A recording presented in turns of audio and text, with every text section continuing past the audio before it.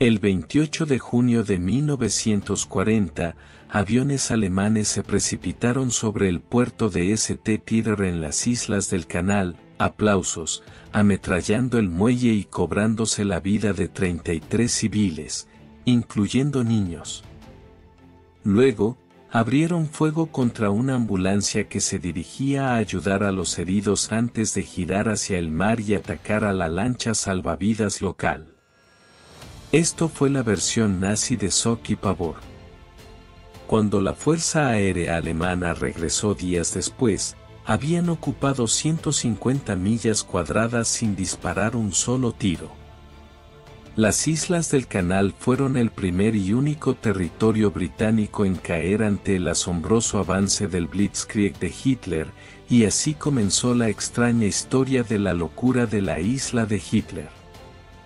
La extraordinaria obsesión de Hitler con el único territorio británico que capturó llevó a que las islas del Canal se convirtieran en el lugar más fortificado de la Tierra. Debido a esta obsesión, estas pequeñas islas vieron a figuras imponentes como Mountbatten, Churchill y Stalin debatiendo sobre su destino. Pero mientras la batalla de Inglaterra se libraba en los cielos sobre Inglaterra, incluso el nazi más fanático se dio cuenta de que el Blitzkrieg se había detenido. Aplausos. Hitler abrió un segundo frente en el este, hacia Rusia, y en el oeste, la ofensiva se convirtió en defensa. Hoy, cuando las aves vuelan sobre los muros del mar, pocos visitantes se dan cuenta de que están volando sobre defensas de tanques construidas por trabajadores esclavos que trabajaron bajo el yugo brutal del Tercer Reich. Casi no sucedió. El 2 de julio de 1940, Churchill escribió a su jefe de personal sugiriendo un ataque nocturno en las islas. Casi de inmediato, los comandos recién formados llevaron a cabo su primera operación, que resultó en un fiasco. La Marina prácticamente pasó por alto la isla, dejando atrás la mitad de los barcos de desembarco, y el enemigo no pudo ser encontrado. Cuando el grupo de asalto comenzó a nadar de regreso hacia su escolta, se dieron cuenta de que había personas que no sabían nadar y las dejaron atrás para enfrentar la prisión. No hay duda de que el Führer siempre temía que los británicos quisieran recuperar sus islas, aunque fuera por su valor propagandístico. Tampoco subestimó el valor propagandístico de las tropas alemanas filmadas mezclándose alegremente con ciudadanos británicos. Hitler estaba inmensamente orgulloso de su única conquista británica y estaba decidido a que esta parte más reciente del Reich no fuera recapturada. Argumentó que las islas tenían importancia estratégica y que eran su laboratorio para las relaciones anglo-germanas. Emitió una serie de órdenes para la defensa de las islas. Todas las playas debían ser minadas, todas las áreas abiertas debían estar llenas de obstáculos y se debían instalar al menos 200 puntos fuertes en Guernsey y Jersey. Luego, en junio de 1941, las fuerzas alemanas avanzaron hacia el este a través de Europa para comenzar el asalto a Rusia, Operación Barbarroja. Extrañamente, en medio de la planificación de Barbarroja, la mayor invasión de la historia, Hitler se tomó un tiempo para preocuparse por las islas del Canal.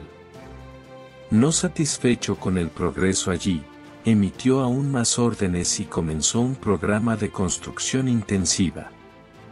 Sin embargo, los ataques de los aliados en la costa de Europa fueron cada vez más exitosos y la protección de la Europa fortificada se convirtió en una prioridad.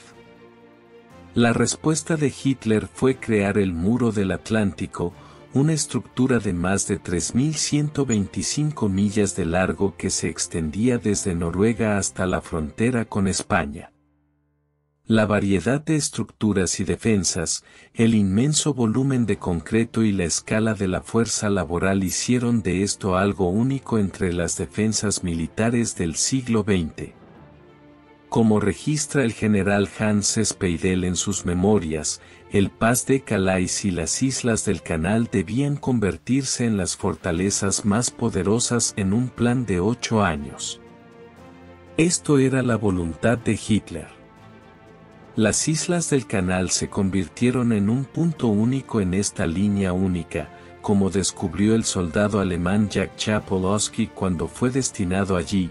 Encontré que Jersey era una de las islas más hermosas que jamás había visto. Cuando volvía de las obras que habíamos construido, siempre me preguntaba cuánto cemento se estaba utilizando. La idea de las fortificaciones era combinar eficazmente todos los recursos disponibles: cañones antiaéreos, cañones antitanque, defensas contra desembarcos en la playa, artillería y, aquí, defensa antiaérea, y controlarlos a través de una serie de búnkers para hacer que las islas del Canal fueran inexpugnables por orden de Hitler. Hoy en día, pocas personas se dan cuenta de cuán lejos se remonta la historia de la fortificación de las islas. Sin embargo, los alemanes lo sabían, y dejaron en el Tribunal Real de Guernsey un manuscrito extraordinario, el Festen Guernsey, que detalla todo lo que las fuerzas alemanas aprendieron sobre la historia militar de la isla y sus fortificaciones anteriores, y cómo las utilizaron para sus propios fines. No importa cuán antiguas fueran, existen pequeños terraplenes y zanjas en promontorios a lo largo de la costa sur que podrían remontarse a la Edad del Bronce. Básicamente, las cosas se vuelven más grandes y mejores a medida que pasa el tiempo. Así que, a través de la Edad de Bronce y la Edad de Hierro, se desarrollaron más fortificaciones. Donde estamos parados, Del Caso se fortificó por primera vez, probablemente alrededor del 700 AC, a principios de la Edad de Hierro. Pero la fortificación de las islas realmente comenzó cuando el rey Juan perdió Normandía en 1204. Los líderes de las islas eligieron jurar lealtad al soberano inglés, lo que enfureció a los franceses, ya que las islas controlaban las rutas marítimas hacia las partes del sur de Francia que todavía estaban bajo el control del rey. La inmensa importancia estratégica de estas islas se evidenció cuando, apenas 10 años después de su ocupación por los normandos, un pirata llamado Eustace de Monk intentó capturar Guernsey. Fue el comienzo de siglos de amenazas de invasión y fortificación. La mayor parte del tiempo, se defendían de los franceses, aunque ocasionalmente los franceses lograban tomar pequeñas partes de la isla, como el castillo Cornet durante unos años en el siglo XIV. En 1778, cuando Francia declaró su lealtad a los colonos americanos en su lucha contra los británicos, los habitantes de las islas del Canal hicieron fortunas atacando a los barcos franceses. Los franceses no estaban contentos, y era hora de invertir en una seria fortificación. Se construyeron más de una docena de torres costeras para controlar los posibles puntos de invasión alrededor de la costa. Originalmente, había 50 torres controneras, de las cuales, ahora quedan alrededor de 12. Fueron construidas a finales del siglo XVIII y podían albergar a un pequeño número de hombres con las troneras diseñadas para disparar fusiles. Para 1804, se decidió construir 3 fortificaciones adicionales basadas en el modelo de la Torre Martello que se estaba construyendo en la costa sur de Inglaterra. Las islas se habían convertido en fortalezas. Todos los planificadores militares ven el terreno con los mismos ojos, las posiciones defensivas, el terreno elevado, los campos de tiro, los campos de batalla y, en 1940, las fuerzas alemanas no veían Guernsey de manera diferente a los defensores locales antes que ellos. Entonces, se produjo una nueva ola de fortificación, básicamente en los mismos lugares. Algunas de las baterías más pequeñas alrededor de la costa, cuando estaban en una posición útil con una vista particularmente buena, fueron reforzadas nuevamente durante la Segunda Guerra Mundial. De hecho, los ingenieros alemanes rindieron un gran homenaje a los ingenieros militares de tiempos anteriores al afirmar que no solo las fortificaciones estaban en las mejores posiciones estratégicas posibles, sino que estaban tan bien construidas que solo necesitaban la adición de un techo de hormigón reforzado para adaptarse a las necesidades de la guerra del siglo XX. El castillo Cornet es, supongo, la principal fortificación de la isla y es un ejemplo de un lugar donde los alemanes obviamente sintieron que podían hacer una considerable inversión. Vertieron enormes cantidades de hormigón en la ciudadela y en la parte alta del castillo para construir búnkers bien protegidos. En la mayoría de las baterías de cañones que rodean el castillo, hay hormigón que las reforzó, pero ¿podrían evitar que Gran Bretaña recuperara sus islas?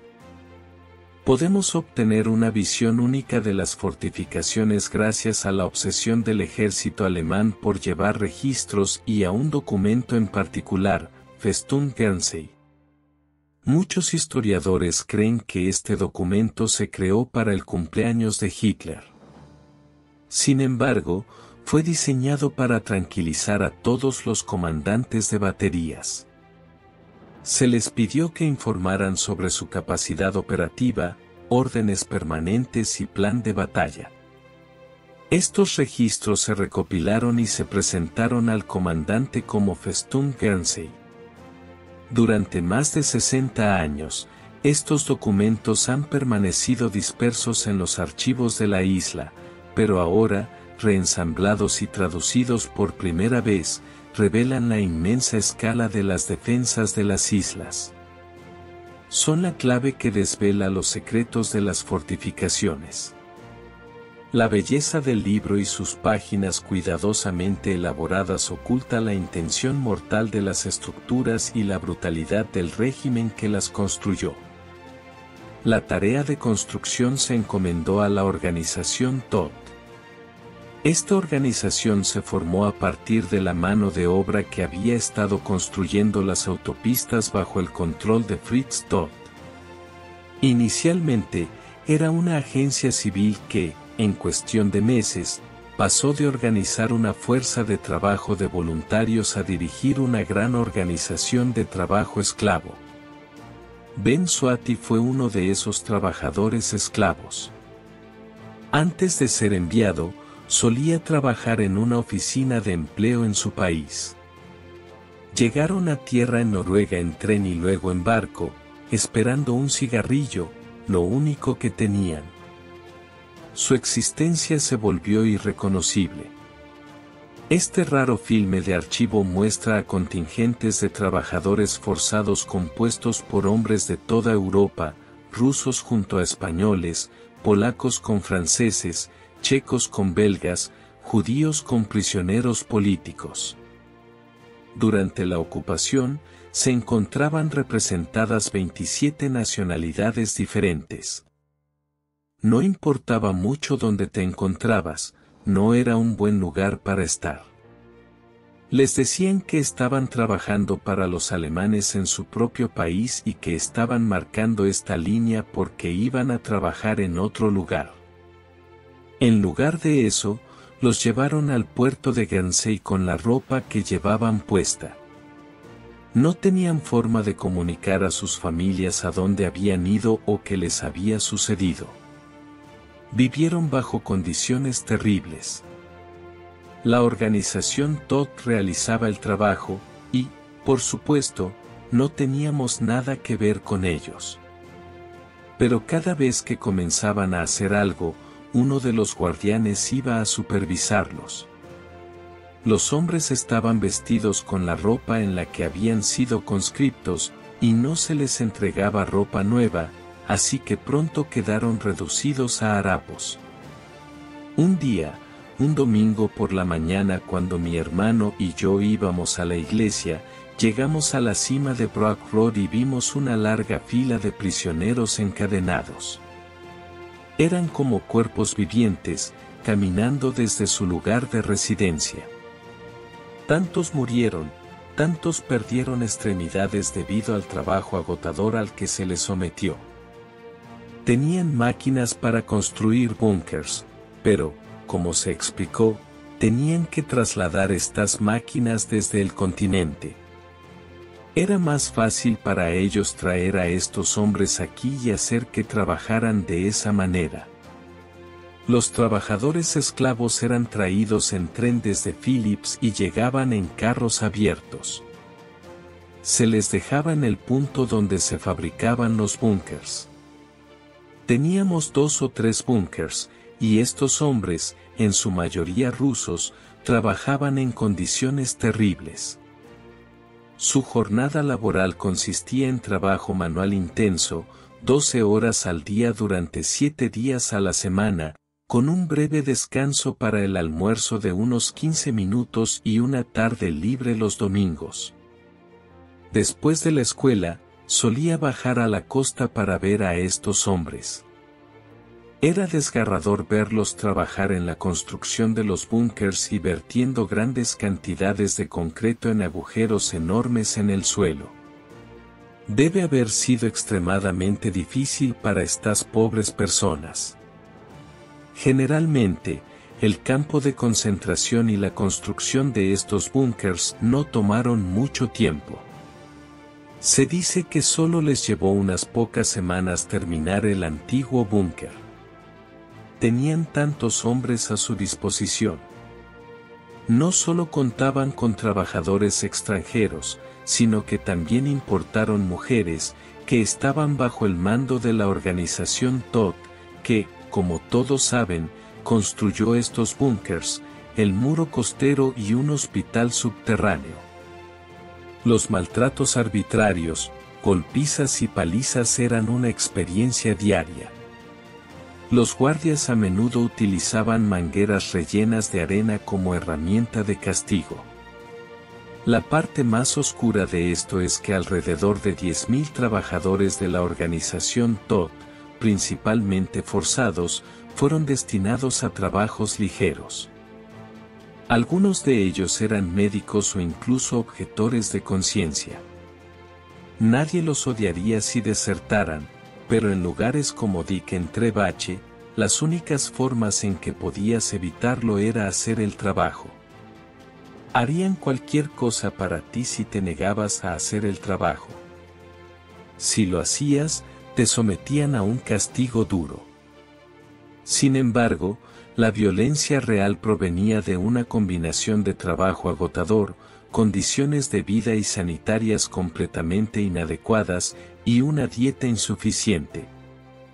La dieta consistía en medio litro de sustituto de café para el desayuno, medio litro de sopa de repollo aguada para el almuerzo y sopa nuevamente al regresar al campamento por la noche. La malnutrición resultante llevó a que algunos hombres murieran por ingerir bayas venenosas mientras intentaban complementar su dieta. Los trabajadores forzados en Guernsey pasaron por momentos extremadamente difíciles. Eso es lo que más asustó, sin duda, a la mayoría de las personas, ya que teníamos 2 o 3 campos de trabajo que pasaban frente a nuestra casa camino a los túneles y búnkers que estaban construyendo. Eran una vista lastimosa, muy, muy lastimosa. Incluso en la muerte, no había dignidad. Lo primero que ocurría cuando uno de los trabajadores fallecía era que sus compañeros de trabajo lo despojaban de sus pertenencias, desesperados por cualquier cosa que pudieran obtener. Las actas de defunción registraron una y otra vez que no tenían efectos personales. También algunos hombres locales trabajaron para la organización Todt, aunque había trabajos no militares alternativos. La organización Todt pagaba el doble y ofrecía mejores oportunidades para el hurto y pequeños actos de sabotaje. Un isleño ingenioso trabajó durante 2 años como conductor de oficiales entre los sitios de construcción y, en agosto de 1943, logró escapar a Inglaterra. La información que entregó al servicio de inteligencia británico los dejó atónitos. Mientras más hombres y concreto se vertían en las islas del canal, las oficinas del alto mando nazi comenzaron a referirse a la locura insular de Hitler. Las obras de tierra construidas durante los primeros días de la ocupación comenzaron a dar paso a fortificaciones más permanentes.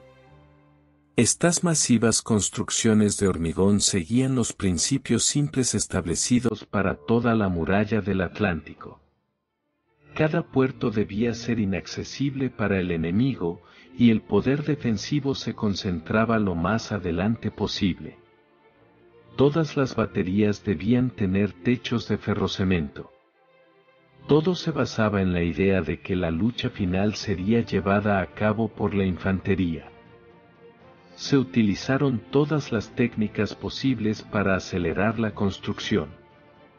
El método de vertido continuo implicaba tener una tolva en un extremo que introducía los ingredientes crudos, cemento, arena y agregados, y motores de mezcla continua que los mezclaban antes de ser vertidos en lugares concretos, normalmente de alrededor de 2 metros de grosor en un vertido continuo.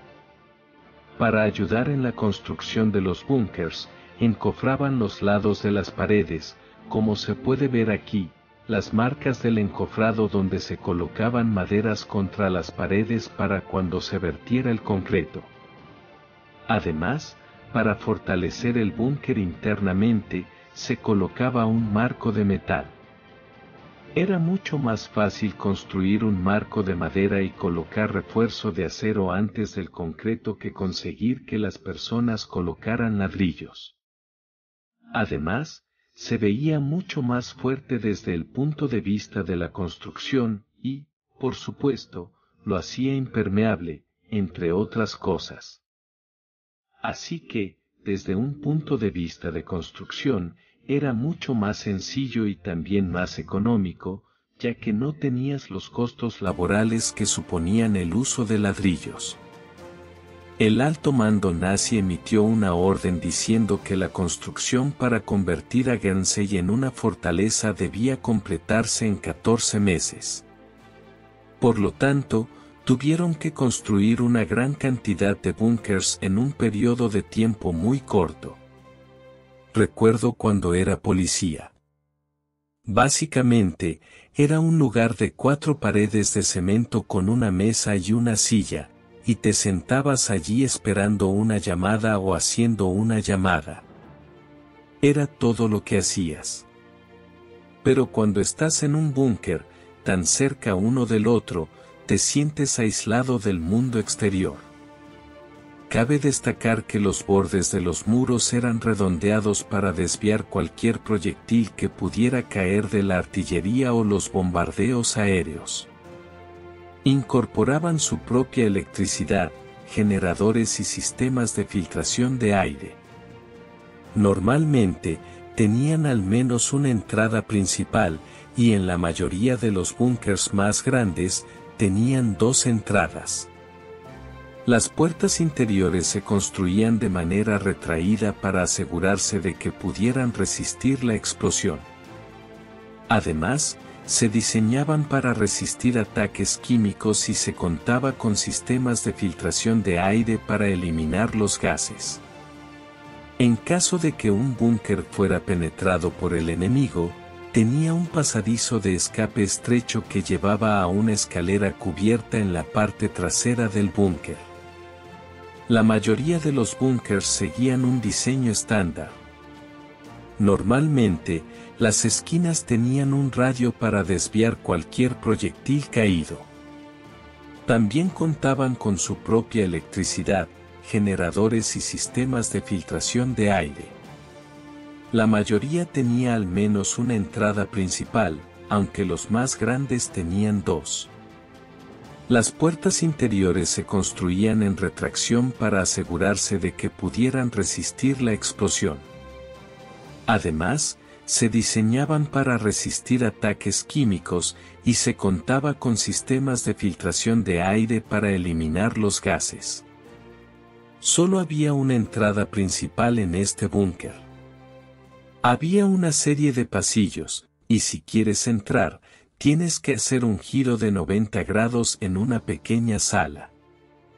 Actuaba como una especie de esclusa antes de la entrada principal al interior. Los atacantes no podían simplemente volar la puerta principal, sino que tenían que luchar a través de una serie de salas y pasillos, todos sellados por puertas blindadas que aislaban el interior. La intención era que un búnker que hubiera sido penetrado por el enemigo pudiera seguir luchando. Las estructuras más grandes tenían una posición de ametralladora cubriendo la entrada, lo que impedía que una fuerza atacante llegara a la puerta. En caso de captura, había un túnel de escape estrecho que llevaba a una escalera cubierta en la parte trasera del búnker. La mayoría de los búnkers fueron construidos siguiendo un diseño estándar, pero las islas del canal son el único lugar con estas enormes torres de observación. Normalmente, las torres de observación tenían solo 2 aberturas de observación, pero las de las islas del canal tenían un promedio de 5 aberturas. Reflejaban la gran cantidad de artillería en las islas, ya que cada torre estaba dedicada al control de fuego de una batería individual. Por supuesto, las armas también podían ser controladas por radar, pero es mucho mejor poder ver el objetivo, ya que puedes hacer ajustes en tu disparo. Por lo tanto, una torre no se usaba sola. Usarían 2 torres y calcularían la distancia desde esas torres hasta el objetivo. A partir de eso, podían calcular la ubicación precisa del objetivo. La artillería alemana normalmente era muy precisa y rápida. La culminación de esta locura artillera fue la batería Mirus en Guernsey.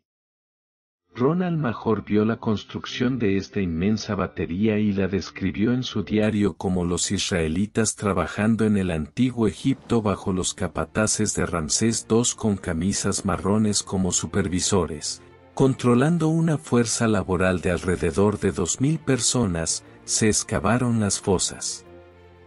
Toda la zona del valle estaba llena de actividad, y desde la distancia, parecían hormigas trabajando en su reino. La construcción de la batería paralizó el trabajo en toda la isla, consumiendo 47.000 metros cúbicos de concreto para crear puestos y alojamientos para los 72 hombres necesarios para cada cañón. Bien, aquí estamos en la mira de cañón número 1 de Merus. Como pueden ver, hoy en día está bastante cubierto de vegetación. Ha sido abandonado a merced del tiempo.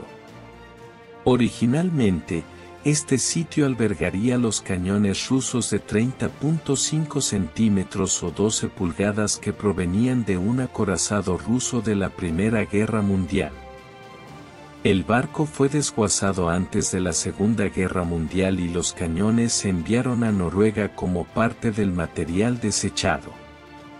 Sin embargo, cuando los alemanes invadieron Noruega, capturaron estos cañones en un puerto en un barco llamado Lien y decidieron instalarlos en Guernsey debido a la escasez de artillería pesada. Por lo tanto, formaron parte de una batería de 4 cañones. Cada posición de cañón tenía una tripulación de unos 68 hombres y 3 oficiales para supervisar la artillería, pero en realidad, todo el sitio, con toda la electricidad y todas las instalaciones adicionales, requería más de 480 hombres para su funcionamiento. Fue la batería de artillería más pesada de las islas del canal y de importancia estratégica, ya que cortaba la bahía de Somme, reduciendo efectivamente las rutas de navegación para que nadie pudiera pasar entre las islas del canal y Francia. Los cañones de la batería Mirus podían disparar un proyectil a más de 32 millas. La llamábamos Gran Berta, y solía hacer temblar los hoteles enteros cuando disparaba. Era un cañón masivo.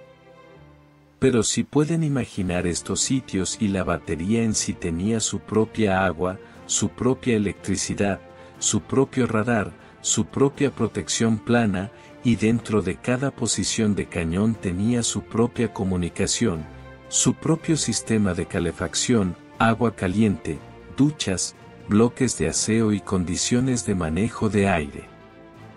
Así que, en caso de un ataque químico, podían simplemente cerrar la batería y hacerla funcionar completamente a través de los filtros del sistema de ventilación. Pero no solo se trataba de estructuras subterráneas. El hospital subterráneo alemán en Guernsey es el complejo de túneles más grande de las islas, con 1.75 millas de túneles que cubren 75.000 pies cuadrados.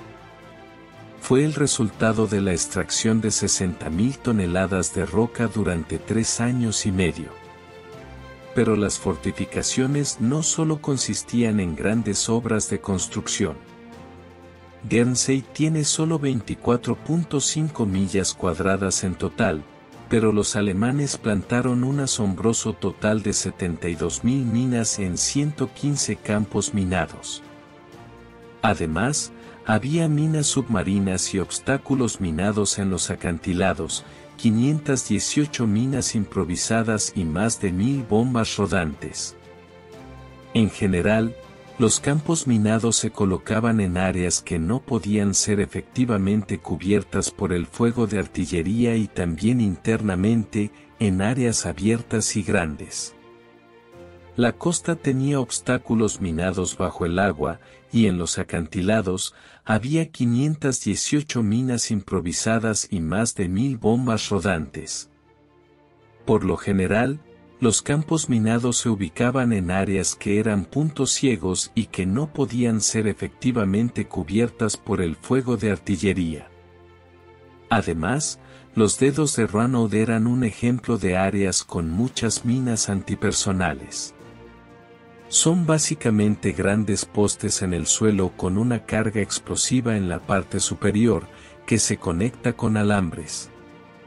Así que, si las tropas aerotransportadas aterrizaban en esas áreas, aterrizarían en los alambres, detonarían las minas y efectivamente diezmarían al ejército de aterrizaje. Obviamente, los acantilados de la costa sur, como aprendieron de los ataques de comandos, podían ser escalados con facilidad y atacados por tropas normales, por lo que se colocaron muchas minas antipersonales. En total, se colocaron casi 70.000 minas.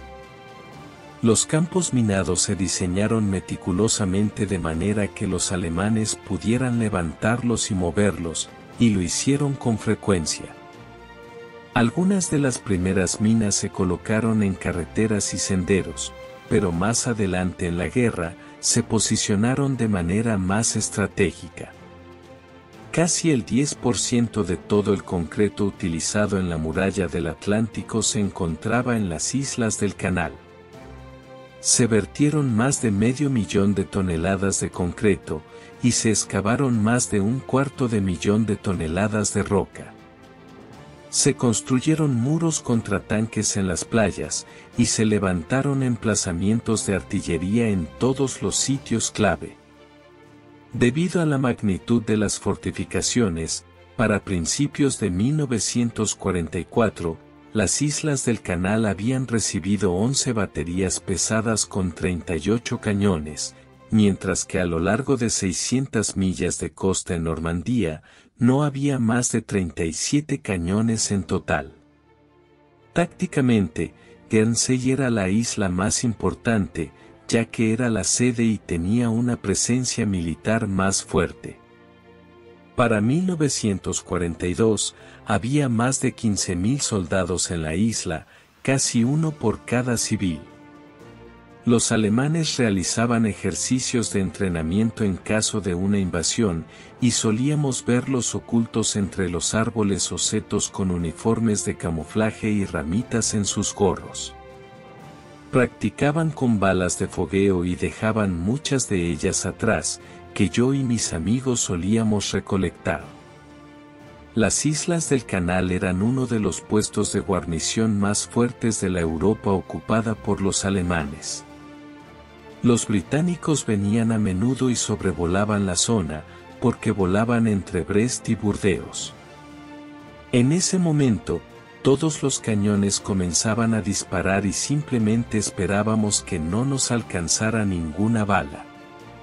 Una vez dispararon y derribaron uno de sus propios aviones, y se dieron cuenta de que les estaban disparando, así que bajaron sus cañones. Teníamos esta rutina en St. Peter Port, y por supuesto, teníamos toda esta artillería bloqueada en el puerto en sí mismo. Dentro del puerto, teníamos una batería de bloqueo de 75 milímetros y cañones de 10 libras que fortificaban el área. Estos eran respaldados por las compañías de reserva que defendían el área del puerto. También había cañones de 10 centímetros como una batería flanqueante para la defensa del puerto y las baterías de 21 centímetros masa, que eran 12 cañones instalados en el centro de Guernsey. Tenían una elevación muy alta y podían disparar sobre St. Peter Port si llegaba a ser atacado. La infantería estaba allí para apoyar las defensas del puerto, pero también para respaldar cualquier ataque aerotransportado. El plan de fuego para Desamba muestra que las playas abiertas no hubieran sido más fáciles, ya que debido a su amplia extensión de arena, estaban protegidas por fuertes puntos de defensa. El principal punto fuerte era Fort Le Marchand, donde se encontraban los cañones de 10.5 para apoyar la cabeza del cabo. Estos eran respaldados por cañones antitanques de 4.7. Los cañones de 10.5 estaban destinados a disparar contra cualquier embarcación de desembarco que se acercara a la bahía, y una vez que las tropas y vehículos hubieran desembarcado en la playa, los cañones antitanques de 4.7, que normalmente se utilizan contra blindados, dispararían contra vehículos o tropas enemigas en la playa. También había campos minados detrás de la playa, ametralladoras, lanzallamas y una compañía de apoyo que rondaba con cañones autopropulsados. También contaban con 2 baterías de morteros de 8 centímetros, que eran móviles y podían ser trasladadas a cualquier ubicación.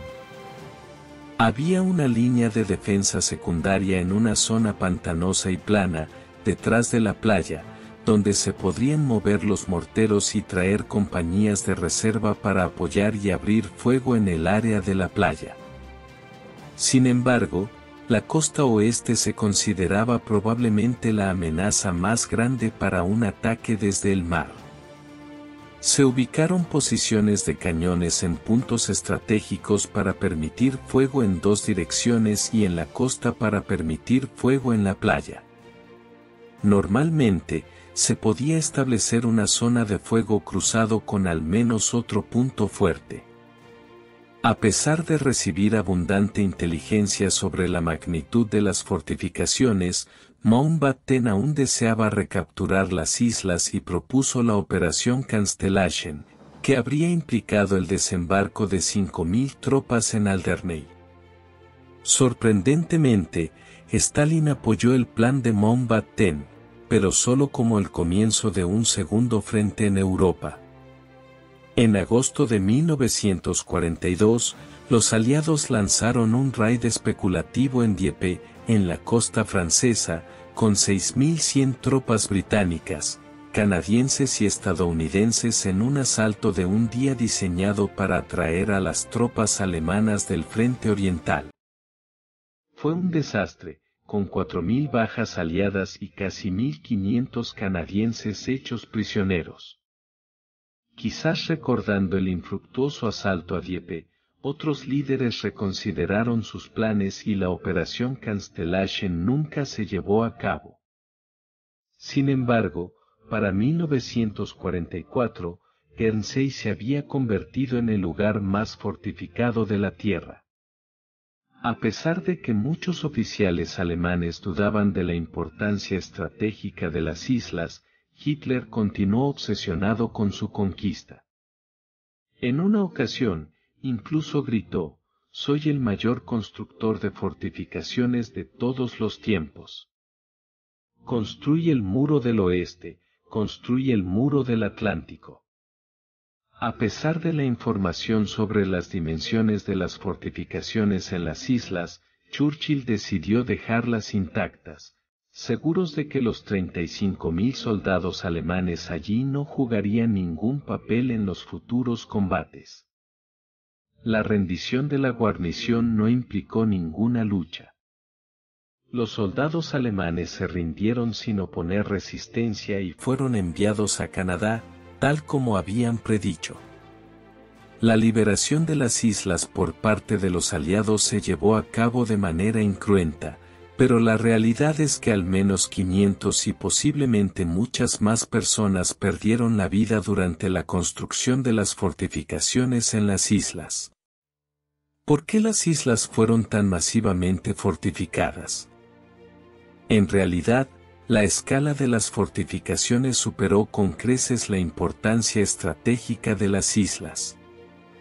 Algunos creen que las islas del Canal estaban destinadas a ser un destino de vacaciones para altos oficiales nazis, mientras que otros han sugerido que podrían haber sido campos de concentración en alta mar para la limpieza de la Gran Bretaña conquistada.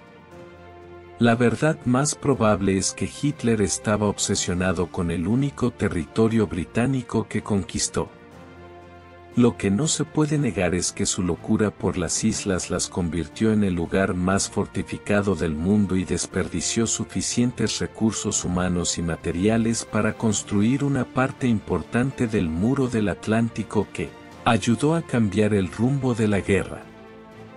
¿Puedes imaginar todo este material siendo utilizado para construir estas fortificaciones y luego ser usado para matar y ser asesinado?